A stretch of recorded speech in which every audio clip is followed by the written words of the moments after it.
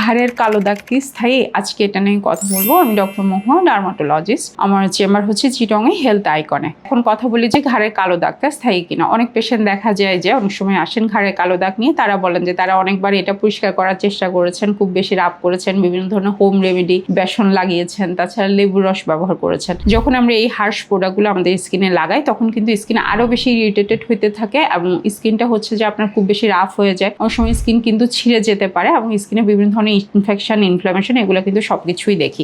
এখন দেখি যে আমরা ঘাড়ের কালো দাগটাকে আসলে আমরা শুধু বিউটি কনসার্ন হিসাবেই ভাবি, মানে আমাদের হয়তো দেখতে ভালো লাগছে না, কিন্তু পরবর্তীতে যখন আমরা এটা রুট কজটা খুঁজতে যাই তখন আমরা কিন্তু পাচ্ছি এটা হচ্ছে অ্যাকান্থোসিস নিগ্রিকেন্স। এই জিনিসটার সাথে কিন্তু আমরা এখন সবাই কম বেশি পরিচিত, কিন্তু রুগীরা আসলে দেখা যায় যে অনেক সময় এই জিনিসটা মানতে চায় না। তারা বলেন যে না, এটা এমনি হয়েছে, অথবা আমার বাচ্চা গোসল করেনি ঠিক মতো সেজন্য হয়েছে, একটা ওষুধ লিখে দেন চলে যাবে। এই যে একটা ওষুধ লিখে দেন, এটার মাধ্যমে কিন্তু স্কিনটা আরো বেশি আপনার খারাপ হচ্ছে। ধরেন আমি আপনাকে কোনো একটা স্টেরয়েড ক্রিম দিলাম, সেটাতে কিন্তু আপনার স্কিনটা প্রথম দিকে হয়তো একটু ইনফ্লামেশনটা কমবে, কিন্তু পরবর্তীতে যে এই যে হোয়াইটেনিং এজেন্ট গুলা বলেন, স্টেরয়েড বলেন, এগুলো আপনার আরো ক্ষতি করবে। লং টার্মে এগুলো আপনার শরীরে অ্যাবজর্ব হচ্ছে এবং তখন দেখা যায় স্কিনটা আরো পাতলা হয়ে যাচ্ছে। এবং পরবর্তী এখানে যে নর্মাল যে ট্রিটমেন্ট গুলো আমরা করি, কার্টোলাইটিক এজেন্ট বলেন অথবা রেটিনয়েড বলেন অথবা বিভিন্ন ধরনের এক্সফোলিয়েটিং এজেন্ট, কোনটাই কিন্তু আমরা পরবর্তীতে যে ব্যবহার করতে পারি না। আপনি যখন ডক্টরের কাছে আসবেন আপনার ঘাড়ে কালো দাগটা নিয়ে, ডক্টর অবশ্যই আপনার কিছু ব্লাড টেস্ট গুলো করবে এবং সেগুলো করার মাধ্যমে কিন্তু আমরা বুঝতে পারি যে আপনার অ্যাকান্থোসিস নিগ্রিকেন্স আছে। এবং সাথে আমরা কিছু ফিচার পাই, যেমন আপনার হয়তো ওবিসিটি আছে, অথবা